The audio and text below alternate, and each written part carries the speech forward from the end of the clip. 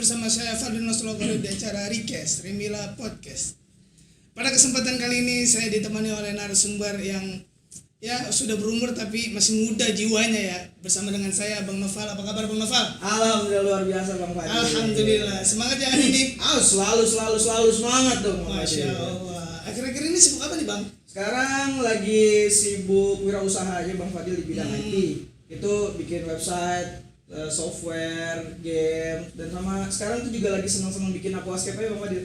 Wah mantap. Aquascape ya karena emang lagi zamannya ya sekarang ya. Iya betul. Biar nambahin ekonomi ya walaupun sedang pandemi. Enggak dong, enggak nambah ekonomi aja. Tapi emang karena apa ya, memang bagus aja gitu bentuknya karena kita bisa ngebawa alam itu ada di rumah gitu kan. Masya Allah. Terus selain wirausaha ngapain lagi? Sekarang juga lagi jadi ketua Remila, aktif di Masjid Al Ikhlas juga gitu. Remila apa tuh Bang Remila? Remila itu makanan kucing kebetulan Bang Fadil. Ya serius kita. Iya. Bercanda boleh. Lanjut. Nah, jadi Remila itu adalah remaja Masjid Al Ikhlas yang ada di bawah Yayasan Masjid Al Ikhlas gitu. Adanya di Cipete Selatan, Jakarta Selatan. Oh, gitu. Itu ngapain aja, Bang? Banyak kegiatan kita tuh ada Remila Sport Day, jadi ada olahraganya tuh ada panahan, ada futsal, ada bulu tangkis, terus juga ada kegiatan podcast nih sekarang nih yang lagi sedang kita lakukan. Sama juga karena sekarang lagi pandemi ya Bang ya, jadi kita juga lagi berusaha untuk galang dana untuk membantu mereka yang membutuhkan. Masya Allah, biar jadi donatur lah ya, biar kepada mereka yang kekurangan. Iya betul sekali. Nah terus tuh ngapain aja di Remila anak-anaknya? Kayak cuman main-main aja gitu, kayak sport day gitu tadi, panahan gitu doang. Memang kagak ada pembelajaran apa gitu Bang? Ada, tentunya pasti ada gitu. Jadi anak Remila itu nggak cuma main catur, main congklak enggak ya. Jadi ini lu catur ya? Ada catur ya? Enggak, jadi Remila itu juga di situ ada pembelajarannya, ada pelatihannya. Jadi memang kita nggak cuma sekedar hura-hura, nggak cuma sekedar senang-senang, tapi di sini juga kita pengen ngebentuk generasi muda kita menjadi generasi yang bisa jadi motor penggerak gitu. Gitu, jadi motor-motor penggerak gitu. Jadi nggak cuma sekedar dia bisa senang-senang doang gitu. Kaum rebahan, tukang tidur, tukang galau, nggak begitu gitu. Tapi juga kita pengen ngedidik generasi muda kita itu menjadi generasi muda yang menjadi ujung-ujung tombak perubahan, agent of change. Wah, Berat ini tuh. Bang Novel sangat ini ya. Wah, harus dong, anak muda tuh semangatnya harus tinggi Bang. Wah, Gitu. karena emang namanya masih muda ya. Pengalaman harus dibanyakin gitu. Betul. Nah, ngomong-ngomong soal anak muda nih Bang, kalau kita lihat dari realitanya sekarang, anak muda ini kayaknya jauh dari Islam nih Bang. Dia itu kayak Islam, cuman KTP-nya doang gitu Bang, tapi dari kesehariannya itu bukan Islam gitu Bang. Itu menurut Abang gimana Bang? Gimana tuh caranya keseharian bukan Islam? Jadi gini sebenarnya. Islam ini berarti saya mundur ke belakang dari Islamnya dulu ya. Oke. Islam ini sebenarnya ada di semua kehidupan kita, dari kita masuk kamar mandi sampai kita masuk ke pemerintahan itu semuanya ada Islam. Jadi termasuk kayak kita duduk hari ini aja nih, Islam ngajarin kita gitu. Jadi kalau misalnya dibilang anak-anak muda sekarang yang bukan Islam, ya agak aneh sebenarnya, karena memang secara tidak sadar mungkin kita mengamalkan ajaran Islam kayak cium tangan sebelum kita keluar rumah, ya kan? Itu kan juga termasuk juga ajaran dari Islam gitu. Cuman memang yang prihatinnya itu adalah ya tadi gitu, banyak orang-orang yang akhirnya anak-anak muda kita yang belum mengenal jauh tentang Islam. Nah ini sebenarnya jadi fokus kita bersama gitu. Kenapa sih anak-anak muda sekarang nih nggak terlalu mengenal tentang Islam, padahal Islam itu keren gitu. Gitu. Islam itu mengajarkan kepada kita tuh untuk menjadi orang-orang yang visioner, menjadi anak-anak muda yang kreatif, yang aktif gitu, produktif gitu. Tapi kemudian karena memang banyak yang nggak tahu tentang Islam, ya akhirnya jadinya kaum rebahan gitu. Oke. Jadi mungkin ada seseorang gitu Bang yang patut dicontoh gitu Bang. Apa maksudnya ini? Banyak. Kalau misalnya mencari contoh orang yang bisa dicontoh lah gitu ya. Gitu kan? Iya. Ya misalnya kalau orang yang bisa dicontoh untuk generasi muda sekarang sebenarnya banyak gitu, baik yang ada di zaman sekarang ataupun di zaman-zaman sebelum itu sebenarnya banyak. Sama seperti kayak kita nih, ada orang yang kemudian mencontoh salah satu presiden kita misalnya B.J. Habibie, ya kan? Cara belajarnya, cara dia berpikirnya. Kalau misalnya kamu udah pernah nonton tentang film B.J. Habibie kan gitu ya, ketika pas teman-temannya yang lain main gitu ya, baca buku aja. yang nggak begitu juga, dia tetap bergaul, tapi kemudian ketika orang-orang yang lain berpikir untuk hura-hura, party dan lain sebagainya, tapi B.J. Habibie itu justru malah berpikir bagaimana caranya ngebangun PT Dirgantara, karena dia tahu bahwa Indonesia ini kepulauan, gitu kan, kepulauan ini nggak bisa disatukan pakai jalur darat nih, harus pakai jalur udara. Ini namanya inovasi nih, dia berpikir gitu. Contoh tuh, itu bisa dicontoh. Terus kemudian bagaimana kemudian presiden kita yang pertama Soekarno, ya kan, cara dia berbicara, cara dia berwibawa, itu semuanya tuh bisa kita pelajari. Kenapa? Karena beliau itu juga terinspirasi dari Islam, karena gurunya juga namanya Hos Cokroaminoto kan, Sarekat Islam, pendiri Sarekat Islam, Islam lagi dibawa-bawa. Lagi kemudian ke atasnya lagi, yang paling mulia, yang paling baik kita contoh adalah Nabi Muhammad SAW. Ini suri tauladan paling bagus, yang mana beliau-beliau ini tadi tuh contoh-contoh yang mau kita contoh sekalipun itu mencontohi beliau nih, Rasulullah SAW. Emang Rasulullah kalau bicara gimana? Kalau Rasulullah kan bicara nggak kelemar-kelemar, tegas. Kalau bicara itu tegas, Tapi lembut. Bedanya tegas. Gimana tuh caranya? Tegas tapi lembut. Jadi beliau tuh bisa memilah-milih gitu, mana yang kemudian saat-saat dia harus lembut, mana yang saat-saat dia harus tegas. Kayak Soekarno kan nggak harus tegas terus. Nggak harus tegas terus kan. Kalau seandainya kalau Soekarno nih kalau lagi pidato ya tegas gitu, saudara-saudara, tegas. Ya kalau misalnya lagi ngomong sama ininya, lagi sama bawahannya, jenderal, kan nggak bagus. Jadi harus memang ada memilah-milih ininya, intonasinya, kata-kata dan lain sebagainya. Dan itu ada di diri Rasulullah SAW, semuanya ada di situ. Kenapa sih kita harus mengikuti akhlak atau kepribadian Rasulullah sih? Kenapa? Karena di Rasulullah itu lengkap bang, semuanya ada gitu. Rasulullah itu versi lengkap dari semua sifat ada di sana, gitu. Semuanya ada di sana. Karakter bagus adanya di sana. Kalau kita pengen mencari orang yang visioner adanya di Rasulullah. Kalau kita pengen mencari orang yang bisa merubah sesuatu adanya di Rasulullah. Dan ini terbukti gitu, bukan cuma di kalangan Islam, bahkan di kalangan internasional kan Rasulullah dicatat menjadi seorang yang berpengaruh nomor 1 di dunia kan. 100 orang berpengaruh tapi dia yang pertama. Nah, tapi perasaan masih banyak ya bang orang-orang Barat gitu bang yang pemikirannya itu lebih pintar mungkin ya. Tapi kenapa mesti Rasulullah gitu yang pertama kan gitu? Gini, kalau misalnya dibilang lebih pintar, kalau misalnya dibilang lebih pintar gitu ya, pintar ini relatif ya. Pintar ini relatif gitu. Kalau pintar misalnya contoh, saya ini pintar matematika, Anda nggak pintar matematika, ya Anda pintarnya sejarah misalnya. Anda pintarnya sejarah, saya pintar matematika. Menurut Anda, saya bodoh karena nggak ngerti sejarah. Menurut saya Anda bodoh karena Anda nggak ngerti matematika. Makanya dibilang pintar itu relatif, gitu. Nah kalau di Rasulullah nggak cuma pintar, semua itu di situ. Pintar juga, cerdas juga, ahli strategi juga. Bahkan sebelum ada ilmu psikologi, beliau udah menerapkan psikologi itu tanpa disadari. Bagaimana kemudian Rasulullah berdakwah tuh kepada orang-orang itu berbeda-beda caranya. Ketika berdakwah dengan istrinya dia berbeda caranya, berdakwah dengan Abu Bakar beda caranya, berdakwah dengan Abu Gosok enggak? Gosok siapa? Misalnya dengan Ali bin Abi Thalib itu beda, dengan Sa'ad bin Abi Waqqas itu juga beda. Bahkan Rasulullah tuh setiap malam itu berpikir nih, kalau kamu baca sirah nabawiyahnya, bahkan Rasulullah setiap malam itu berpikir besok pakai cara apa lagi ya untuk bisa mendakwahkan Islam itu. Jadi Rasulullah adalah orang-orang yang mau berpikir, dan ini agent of change asli tuh beliau. Karena gini bang, yang kita lihat itu manusia itu contoh lah bang ya. Iya memang. Karena sekarang kita ini di zaman kita hari ini kita memang minim contoh. Anak-anak muda sekarang ini sebenarnya butuh orang yang bisa dicontoh, tapi kemudian memang hari ini jarang ada orang-orang yang bisa kita contoh gitu. Mungkin kalau di sekitaran kita banyak ya.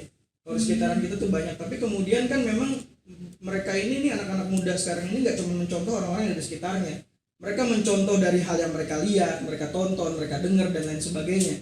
Gitu. Makanya ini sebenarnya jadi tugas kita bersama nih, bagaimana caranya kita bisa menimbulkan atau membuat contoh gitu, membuat contoh yang baik yang bisa diambil oleh generasi muda sekarang ini. Ini susah nih bang. Ini PR banget nih, PR kita bersama nih. Gimana caranya kita bisa memunculkan contoh ini gitu, baik itu di zamannya sekarang ataupun di zaman-zaman sebelumnya, karena kita punya banyak banget tokoh-tokoh yang luar biasa yang belum sampai dikenal, belum keangkat gitu. Seperti di zamannya Rasulullah aja kita punya banyak contoh gitu ya. Contoh yang pertama ya Rasulullah sendiri lah. Rasulullah sendiri itu bisa dijadikan sebagai contoh karena beliau ini adalah versi lengkap dari semua nabi-nabi yang ada di sebelumnya. Beliau adalah versi lengkap dari nabi-nabi yang sebelumnya. Kalau mau mencari suara yang bagus, Nabi Muhammad suaranya bagus. Itu kalau bisa dilihat di surat Al-Jin, ya kan? Ada di surat Al-Jin itu, bahkan ketika Rasulullah ada di suatu tempat dan ada kafilah jin yang lewat, itu mendengar bacanya Rasulullah, jin itu berkata suaranya Rasulullah itu ajib, bagus, ya kan? Kalau jin aja tuh bisa kemudian, kalau kita dipuji sama manusia biasa, ini jin dipuji sama nggak kelihatan, iya kan? Itu luar biasa tuh. Kalau mencari suaranya bagus, yang ganteng, iya kan? Yang ganteng misalnya. Sekarang yang kita tahu Nabi yang paling ganteng siapa? Nabi Yusuf. Nabi Yusuf. Kita tahu itu Nabi Yusuf karena banyak diceritakan tentang wah ketika Nabi Yusuf lewat ya kan, hitung tangannya gara-gara ini ya, terpesona oleh Nabi Yusuf gitu kan. Padahal kalau di dalam riwayatnya Nabi Yusuf itu kalau diibaratkan bumi cuma setengah bumi, tapi Nabi Muhammad itu full satu bumi. Berarti lebih tampan Nabi Muhammad, lebih tampan Nabi Muhammad SAW. Nah itu jadi versi lengkap dari semua nabi-nabi itu ada di Rasulullah. Kalau mau cari sabarnya, kurang sabar apa Rasulullah? Kurang sabar apa ditimpahin? Udah mau dibunuh juga udah. Apa gitu? Dilemparin kotoran juga udah. Apakah kemudian beliau membalas melempar kotoran? Enggak juga. Enggak. Rasulullah dihina, Rasulullah dicaci maki, Rasulullah ditimpah, dilempari kotoran, tapi Rasulullah adalah orang pertama yang menjenguk dia ketika dia sakit. Jadi versi lengkap itu di zaman Rasulullah. Setelah zaman Rasulullah, di belakangnya ada siapa? Ada Abu Bakar, Umar, Utsman, Ali. Ini semua bisa kita contoh nih. Dan mereka punya karakter dan sifat yang berbeda-beda. Abu Bakar misalnya, sifatnya lemah lembut, ya, lemah lembut. Bahkan diriwayatkan aja Abu Bakar itu sempat ketika lagi mimpin sholat, suara tangisannya lebih kencang daripada suara Qur'annya. Saking apa ya, lembutnya tuh hatinya gitu. Ketika baca Quran sampai nangis-nangis gitu, sampai suara tangisan lebih kencang daripada bacaan Qurannya. Umar yang tegas, yang keras gitu. Ini kan beda gitu. Terus kemudian Utsman yang dermawan, Ali yang cerdas. Mereka semua punya karakter yang berbeda, tapi satu sama lain saling mendukung dan saling bekerja sama dengan yang lainnya. Jadi ibarat betul. Antara Umar yang keras dengan Abu Bakar yang lembut itu bagaikan air dengan batu. Lihat kalau air dengan batu, antara air terjun dengan batu ketika disatukan akan menghasilkan apa? Listrik. Punya kekuatan yang lain. Listrik bisa. Itu kalau kita mau bersatu. Gitu. Mantap kali. Mantap. Oke, jadi gini Bang. Saya ada pertanyaan nih Bang.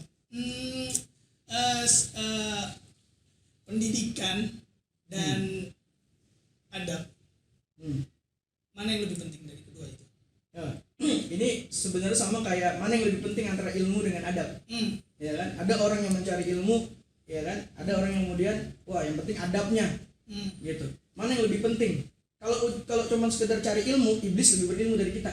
Iyalah. Iya dong, hidup ribuan tahun. Iya kan, jutaan tahun bahkan. Sebelum kita ada, iblis sudah ada duluan. Lebih banyak mana ilmunya sama kita, lebih banyak iblis. Tapi kalau ilmu cuma sekedar ilmu yang dicari, nggak ada bedanya kita sama iblis. Gitu. Jadi mana yang lebih utama, adab dulu apa ilmu dulu? Gitu kan? Orang yang beradab sudah pasti punya ilmu. Iya dong. Orang yang beradab sudah pasti punya ilmu. Kalau orang punya ilmu belum tentu dia punya adab. Iya betul. Dong. Betul. Maka zaman sekarang banyak orang yang pintar tapi nggak benar, akhirnya blinger. Iya. Gitu. Jadi pintar itu nggak cukup Bang Fadil. Iya. Berarti harus adab juga yang didahului. Harus adab juga. Negeri kita kurang apa? Kurang beradab. Nggak ada alatnya bukan. Maksudnya negeri kita nggak kekurangan orang pintar. Orang pintarnya tuh banyak. Emang menurutmu yang ada di sekarang di pemimpin kita, yang ada di sekitaran kita emang orang bodoh semua? Enggak. Iya, bergelar semua. Gelar karpet, gelar tinker. Berarti kan mau bangkrut. Ada doktor, ada S3 dan lain sebagainya. Itu pintar-pintar semuanya gitu. Cuman masih tetap aja ada yang korupsi juga, ya kan? Ada yang nggak peduli dengan orang yang ada di sekitarnya. Ini kan adab masuknya. Tuh di mana kita bisa belajar tentang adab itu Bang? Eh, kalau dibilang di mana, sebenarnya adab itu bisa dipelajari di mana-mana gitu, tergantung bagaimana kitanya. Kalau adab itu sebenarnya nggak cuma kita bisa pelajari di buku gitu, karena memang kita dari kecil dididik untuk beradab. Ya Pancasila aja kan ada beradabnya di situ. Ada kata beradab gitu kan. Jadi sebenarnya adab itu bisa dididik dari kecil gitu. Kita dari kecil memang diajarkan ketika kita keluar rumah, mengucapkan salam, masuk rumah, ngucapin salam, Salim, salam, sapa, salim sapa. ya kan? 3S gitu kan. Itu kan adab gitu. Bagaimana kemudian kita masuk ke dalam rumah, ketemu sama orang tua, ya kan? Enggak kemudian slonong boy main masuk aja. Kan kita juga ada salamnya dulu, terus salim gitu kan. Ya itu kan adab gitu. Jadi sebenarnya adab itu sudah dibiasakan dari kecil oleh kita gitu. Cuman yang jadi permasalahannya ini adalah banyak orang-orang yang tidak mengutamakan itu. Gitu. Yang jadi permasalahan itu orang-orang kemudian meninggalkan adabnya itu. Jadi pengen anaknya pinter aja gitu ya. Iya betul. Makanya sekarang coba deh. Nih kita sama-sama ya. Iya. Kamu apa? Kuliah? Kuliah saya. Kuliah di mana? UIN. Iya. Mantap. Selamat datang. Welcome to the jungle. Asik. Iya, misal kayak kita nih di sekolah. Sekarang saya mau tanya, sebelumnya SMA kan? Iya. Sebelumnya SMA. Coba kita lihat pelajaran agama ada berapa Banyak dalam saya, satu Bang. minggu? Kalau saya lihat dari pas SD itu ya, atau dari teman-teman saya katanya sih kebanyakan pelajaran umumnya. Iya betul. Jadi agama itu memang tidak penting. Jadi ketika ada satu minggu yang agama cuma 1 hari, selebihnya tuh ilmu-ilmu begitu semua tuh. Apa namanya, matematika. Ya walaupun itu juga penting ya. Tapi kemudian pinter doang, ya kan, nggak membuat negeri ini jadi maju gitu. Pinter doang nggak membuat kehidupan jadi lebih baik, enggak gitu. Enggak. Kalau misalnya kita lihat Jepang kurang pinter apa? Bikin inovasi semuanya bisa. Kereta tercepat adanya di dia. Ketika di bom atom yang paling cepat recovery-nya dia. Kurang pinter apa Jepang? Tapi banyak kok kasus bunuh diri di sana. Terlalu kekang mungkin Bang. Apa No, terlalu disiplin? karena ajaran agamanya. Oh, ajaran agamanya. Iya betul. Karena ajaran agamanya itu. Gitu, makanya kemudian pinter itu nggak cukup. Itu akhlaknya juga harus ditanamkan gitu. Dan itu ada di pelajaran agama. Nggak cuman harus ada di pesantren doang ajaran agama itu, tapi di seluruh aspek kehidupan itu harus tetap ada. Berarti agama itu sangat penting bagi kita ya. Bang? Penting dong. Kalau ada yang bilang agama itu nggak penting, soalnya gini, kan ada tuh kalimat yang begitu kan. Agama itu nggak penting, yang penting kita bisa berbuat baik. Nah, ada kan yang begitu? Agama itu nggak penting, yang penting kita bisa berbuat baik. Yang pertanyaannya sekarang adalah bagaimana caranya dia tahu bahwa itu baik atau enggak. Dia tahunya itu baik atau enggak dari mana? Kan dari agama yang ngajarin pertama kali. Iya kan, tidak boleh membunuh, tidak boleh memperkosa, tidak boleh mencuri, tidak boleh mengambil yang bukan haknya. Yang tidak boleh ini diajarin di mana? Ya di agama. Gitu. Jadi kemudian ketika ada orang yang bilang nggak penting agama itu, yang penting adalah kitanya bisa berbuat baik atau enggak, ya salah juga. Dua-duanya penting, agamanya penting, kitanya pun sebagai manusianya juga penting untuk menahan diri.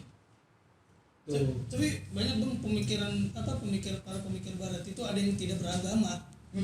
Karena mereka pikir tuh agama itu kayak buat mereka lalai gitu Bang. Jadi terlalu dia itu kayak misalnya dia ini lagi bermasalah, dia mikir langsung ke agama bahwa dia tidak memiliki kuasa selain ada yang lebih yang lebih memiliki kuasa lah ya dibanding manusia itu sendiri. Jadi kayak para pemikir barat tuh dia ini Bang, jadi itu kayak buat lalai gitu. Jadi kayak buat diri lu itu lalai gitu dalam beraktivitas, dalam belajar gitu kan. Ya udah mendingan gak usah beragama aja gitu, karena misalnya itu berbuat malah bikin lu lalai dalam belajar gitu Bang. Menurut Abang gimana tuh Bang para pemikir barat kayak misalnya Karl Marx gitu Bang? Karl Marx gimana? Itu contohnya Bang. Itu mungkin pendapat Abang gimana gitu Bang? Apa namanya ya? Sebenarnya gini. Agama itu tidak, ini pendapat saya ya. Pendapat saya tuh kalau agama itu sebenarnya tidak membuat kita lalai. Gitu. Justru malah agama itu membuat kita untuk maju terus dan terus. Karena dengan agama tuh kita dituntut untuk belajar terus dan terus. Kita dituntut untuk belajar terus dan terus gitu. Bagaimana kemudian kita tahu sekitaran kita. Yang tadi tuh, hal baik dan hal buruk. Itu kita tahu dari mana? Dari agama. Gitu loh. Tapi kemudian ketika ada yang berkata bahwa agama itu membuat kita lalai, bagian mana yang kemudian membuat kita lalai? Di bagian mananya gitu. Ya saya nggak tahu nih kalau misalnya ajaran yang lain saya nggak tahu gitu ya. Tapi kalau misalnya saya sebagai penganut agama Islam, agama itu justru membuat kita semakin aktif, semakin maju. Karena begini, ada satu mata kuliah waktu itu di saya itu ada yang namanya itu 7 keajaiban, 7 wonders. Ada 7 keajaiban. 7 keajaiban di sini bukannya inian bang, bukannya tentang apa namanya tuh bangunan-bangunan. Karena tuh 7 keajaiban dunia itu bukan yang kayak gitu. Tapi 7 keajaiban di sini adalah Al-Fatihah. Kita dari Al-Fatihah ini, Al-Fatihah ajaran apa nih? Ajaran agama kan? Agama. Tapi dari satu Al-Fatihah aja itu bisa membuat orang yang membacanya itu, ketika dia membacanya dengan benar, itu kemudian akan membuat orang ini akan berubah kehidupannya. Misalnya contoh, ketika kita baca Bismillahirrahmanirrahim dengan menyebut nama Allah yang Maha Pengasih lagi Maha Penyayang. Itu kalau diibaratin bahasa kita, bahasa psikologisnya, itu namanya basic principle. Itu basic principle. Jadi kita punya dasar, sebelum mau ngapa-ngapain harus punya dasar. Iya nggak? Bahkan saya yakin Karl Marx saja ketika dia mau ngomong kayak begitu, dia harus punya dasarnya dulu kan? Iya dong, kita harus punya dasar dulu gitu. Kalau kita mau jadi sesuatu, mau jadi apapun, mau jadi profesor, mau jadi pilot, mau jadi astronot dan lain sebagainya, kita harus punya dasar. Kita harus punya dasarnya dulu, apa, mau ngapain, diniatin dulu kan? Nah ini namanya basic principle, dan Allah ngajarin kita dengan kalimat Bismillahirrahmanirrahim.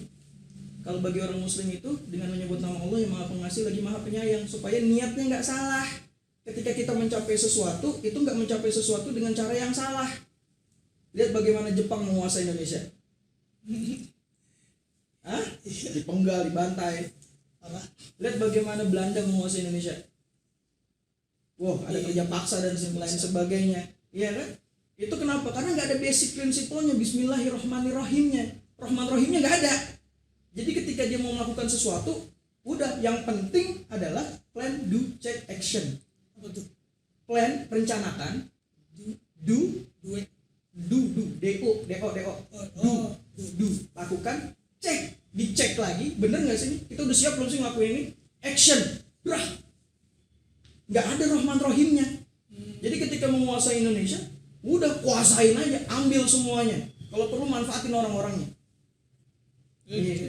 Berarti tingkah laku juga harus didasarkan dengan agama berarti. Jelas. Oke.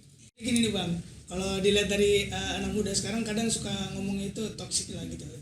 Nah itu efeknya itu bisa dari lingkungan, dari tontonan juga, dan dari pertemanan juga gitu bang. Terus gimana caranya, kan misalnya ada nih orang nih bang, dia itu ingin sekali bisa berhenti ngomong kasar gitu bang, kayak ngomong-ngomong toksik gitu bang, tapi tuh lingkungannya dia nggak mendukung gitu bang, tapi dia tuh tetap aja pengen ikut temannya itu, bergaul dengan temannya itu karena menurutnya itu nyaman gitu bang bergaul dengan mereka, tapi dia ini bersikukuh tetap ingin berubah gitu bang agar dia tidak ngomong toksik. Itu caranya gimana bang bagi dia nih yang di posisi kayak gitu? Oke. Ini menarik ya, karena sebenarnya yang namanya lingkungan ya pasti mau nggak mau kita akan bersentuhan dengan itu. Cuman memang yang menarik di sini adalah bagaimana kemudian kitanya, karena masing-masing orang nih beda-beda nih Bang Fadil nih, cara ngadepin itu beda-beda. Ini siapanya dulu nih, kitanya yang toksik atau kemudian kita yang berada di lingkungan toksik? Kita yang berada di lingkungan toksik. Kitanya yang ada di lingkungan toksik dan kitanya pengen berubah gitu ya. Iya. Kitanya pengennya tuh nggak pengen toksik gitu, walaupun lingkungan kita toksik tapi nggak pengen toksik gitu kitanya. Iya. Oke. Nah sebenarnya kalau misalnya kayak begitu, ini balik lagi ke orangnya masing-masing sebenarnya, karena masing-masing orang itu ngadepinnya beda-beda. Bagi orang yang cuek-cuek aja mah hidupnya mah ya santai-santai wae gitu, santai-santai aja gitu. Ketika emang lingkungannya toksik dan dia nggak pengen toksik, jadi cuek aja gitu, nggak ada effort lebih untuk kemudian dia ngejaga diri dia gitu, karena dia udah bisa gitu untuk bisa mengcounter itu. Nah yang jadi permasalahan ini adalah kemudian orang-orang yang dia cepet terbawa dengan lingkungannya, suasana lingkungannya, biasanya karena pertemanan, karena nggak enakan. Ini sifat paling enakan. Wah ini sifat paling mantap nih. Sifat paling mantap itu adalah sifat tidak enakan, sifat nggak bisa nolak gitu. Jadi ketika dimintain apa iya aja. Nah ini agak susah nih gitu, karena ini kembali lagi ke dirinya masing-masing gitu. Jadi ketika dia menerima itu, dan membuka diri untuk itu, ya pasti akan tercemar gitu, pasti akan terwarnai gitu. Makanya balik lagi, orang ini tuh orang yang bisa membatasi itu ya dia sendiri gitu. Makanya ada istilahnya tuh be the lion in yourself. Jadilah singa di dalam dirimu sendiri. Kalau diri lu aja nggak bisa lu jaga, bagaimana orang lain? Iya. Iya kan? Atau misalnya ya tapi susah bang, cara ngejaganya ya memang susah gitu. Apalagi kemudian kita punya sifat-sifat yang kayak begitu, yang terlalu terbawa dengan lingkungan, yang gak enakan dengan teman gitu. Memang seperti itu. Tapi memang yang harus kita lakukan hari ini adalah kita harus tahu caranya untuk bersikap. Kita boleh berteman dengan siapa aja, kita boleh berkawan dengan siapa aja, tapi jangan sampai kita tidak boleh membuat orang lain berpengaruh terhadap hidup kita. Paham ya? Paham. Jadi kita boleh berteman dengan siapa aja itu boleh. Boleh. Yang tidak boleh itu adalah ketika orang lain berpengaruh terhadap hidup kita. Nah ini yang salah. Gitu. Nah kebanyakan orang membiarkan orang lain itu mempengaruhi kehidupannya dia. Nah ini yang salah gitu. Pergaulan toksik tuh yang begitu tuh. Pergaulan yang kemudian mempengaruhi kehidupan kita, yang tadinya kita baik-baik aja jadi nggak baik-baik aja. Gitu. Wah bukan temen lu kalau misalnya nggak begini, wah bukan temen gue lu kalau misalnya nggak begitu. Jadi malah dibully di situ. Nah misalnya kayak begitu. Kalau misalnya seperti itu pergaulannya, berarti pergaulannya nggak sehat. Iya, karena pergaulan yang baik itu adalah pergaulan yang bisa menghormati satu dengan lainnya. Nggak masalah, lu ngerokok silakan, gue enggak, ya udah. Toh kita tetap bisa nongkrong bareng, tetap bisa ngobrol bareng. Apakah kemudian ketika gue nggak ngerokok gue jadi bego? Kan enggak. Apakah kemudian ketika gue nggak ngerokok terus kemudian gue jadi gagap? Kan enggak. Enggak kan? Enggak, tetap kita bisa tetap nongkrong, kita bisa tetap main, tetap bisa ngumpul gitu kan, tanpa gue harus ikutan dengan lu, tanpa gue harus ikutan gaya-gaya lu gitu. Berarti intinya boleh aja kan bergaul kan dengan siapa Bergaul itu boleh saja, tapi kemudian yang jadi masalah adalah bagaimana kita menjaga diri kita sendiri. Gitu. Kita boleh berteman dengan siapa saja, tapi tidak boleh membuat orang lain berpengaruh terhadap hidup kita. Tuh. Berarti selain bergaul di dunia nyata, di dunia maya juga boleh kan? Ya boleh dong, apalagi zaman sekarang kan harus Iya. up to date. Harus up to date gitu kan. Harus namanya tuh harus bisa ngerti sosial media lah ya. Enggak Iya. biar enggak apa sih namanya? Gaptek. Enggak gaptek banget gitu ya, Bang. Nah, terus mungkin Abang punya tips-tips apa gitu agar bisa menjaga diri saat di sosial media gitu, Bang? Di zaman ini, di zaman serba modern memang agak aneh kalau misalnya kita anak muda nggak ngerti media sosial tuh memang agak aneh, karena sekarang nih banyak banget platformnya tuh, udah banyak untuk anak-anak muda sekarang berkreasi. Yang jadi salah itu lagi-lagi yang tadi gitu, ketika media-media sosial ini justru malah mempengaruhi kehidupan dia. Ini menarik apa namanya, dulu nih, di zaman dulu itu ada orang ketika mau moto gitu zaman dulu, itu dia makan waktu sampai 1,5 menit. Lama kan? Lama gitu. Sampai kemudian saking lamanya orang tuh malas buat senyum. Makanya foto zaman orang-orang zaman dulu tuh enggak ada yang senyum. Iya kan? Cemberut aja begitu kan? Gitu. Tapi itu adalah fase di mana mereka bahagia sebenarnya. Karena zaman dulu foto itu susah. Jadi ketika dia mengabadikan momen itu, mereka sedang berbahagia sebenarnya. Ya, berbeda dengan zaman sekarang. Kita mudah untuk memotret tuh sekarang tuh gampang. Ngambil foto tuh sekarang gampang. Kita senyum gitu di depan kamera. Itu kita gampang.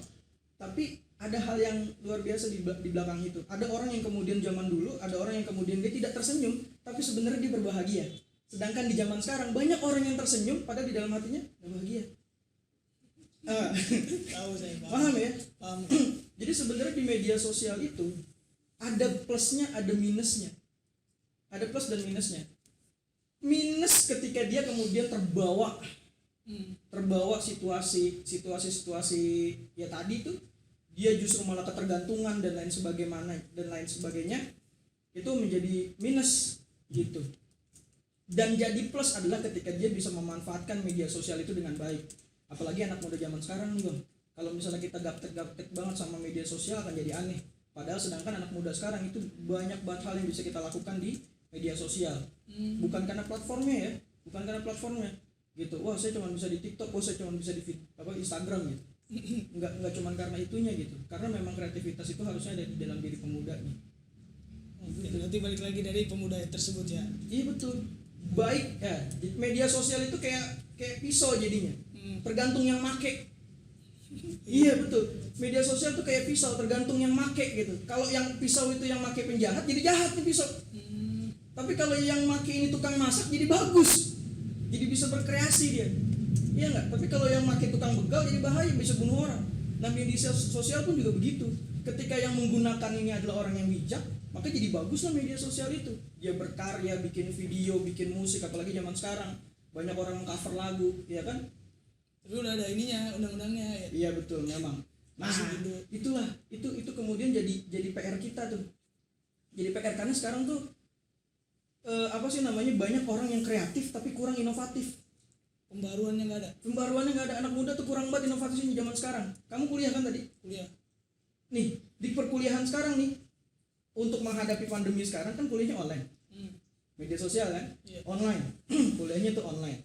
Ketika dia di kuliah online, lihat deh perkenalannya bagaimana. Lewat TikTok bagus sebenarnya, tapi jadi nggak bagus adalah karena semua universitas sama begitu semua. Iya. Jadi universitas nyuruh kita kreatif, anak-anaknya kreatif, mahasiswanya kreatif, padahal dianya nggak bisa mencari kreativitas. Wah yang ini bagus nih universitas nih, kita lihat yuk, kita jadiin lah itu. Jadi bagaimana kemudian anak-anak mudanya kreatif kalau seandainya kitanya tidak mencontohkan untuk bisa kreatif. Tapi kan emang dari aplikasinya sendiri itu banyak digunakan bang. Jadinya betul. Ini berpengaruh banyak gitu bang. Sebenarnya nggak salah aplikasinya, yang salah itu adalah kontennya sama, Cara pengenalannya itu sama, ya kan, joget-joget terus deng gitu kan. Iya. Nama ini gini sama semua, dilihat tuh di media sosial sama gitu. Perkenalkan saya jadi kelompok jangkrik, itu tuh sama, joget-joget terus begitu gitu kan, sama gitu. Coba dong cari yang lain lah. Ketika yang lain sudah pakai itu, cari cara yang lain gitu. Karena kalau lu berbeda, kalau lu sama, nggak ada yang akan notice lu. Tapi ketika lu berbeda dari yang lain, maka orang akan notice lu. Gitu, berbeda bukan berarti jelek kan, berarti. Iya. Bukan. Nanti berbedanya itu harus yang baik-baik ya. Berbedanya yang baik-baik. Siapa lagi nih? Oke bang, mungkin itu aja ya bang. Kesempatan kita pada pagi hari ini. Mungkin untuk menutup podcast kita pada kesempatan kali ini, saya akan simpulkannya dari awal. Jadi ilmu dan adab itu penting bagi seorang pemuda, karena agar bisa hidup dengan keseimbangan lah ya, agar bisa dituntun lah ya hidupnya, agar enggak keluar dari jalurnya. Terus juga bergaul itu boleh sebenarnya, bergaul dengan siapapun itu boleh, asalkan kita tidak terpengaruh oleh lingkungan tersebut, agar kita itu bisa belajar dari lingkungan tersebut bahwa ada yang buruk dan juga ada yang baik, dan kita harus bisa pintar-pintar memilih mana yang baik dan mana yang buruk tersebut. Nah, oleh karena itu yang namanya tadi balik lagi tuh, ilmu dan adab itu penting bagi seorang pemuda. Jadi kita itu boleh bersosial media, boleh namanya bergaul dengan siapapun, belajar dengan siapapun, asalkan kita tuh paham dan ngerti mana yang baik dan mana yang buruk. Tinggalkan yang buruk, pelajarilah yang baik, serta diterapkan, jangan lupa. Karena sesuatu hal, ilmu jika dipelajari tanpa diterapkan itu sama aja omong kosong ya, bohong gitu. Jadi sia-sia aja gitu. Nah mungkin itu untuk kesimpulan kita hari ini. Dan untuk pemenang giveaway video sebelumnya itu nanti di akhir video akan dikasih tahu. Mungkin itu aja untuk kesempatan hari ini. Terima kasih banyak Bang Noval. Terima kasih. Salaman dulu. Oke, mantap. Terima kasih banyak untuk meluangkan waktunya. Jangan lupa di-share video ini ke teman-teman kalian, dan jangan lupa pula untuk mengajak teman-teman kalian untuk menonton video yang bermanfaat pula, dan jangan lupa di like, subscribe dan komen ya. Subscribe. Ya udah. Dan di komen agar kita punya usulan-usulan yang penting untuk kedepannya nanti. Mungkin itu aja dari saya dan juga Bang Noval. Kurang lebihnya mohon maaf. Assalamualaikum warahmatullahi wabarakatuh. Dadah. Sampai jumpa.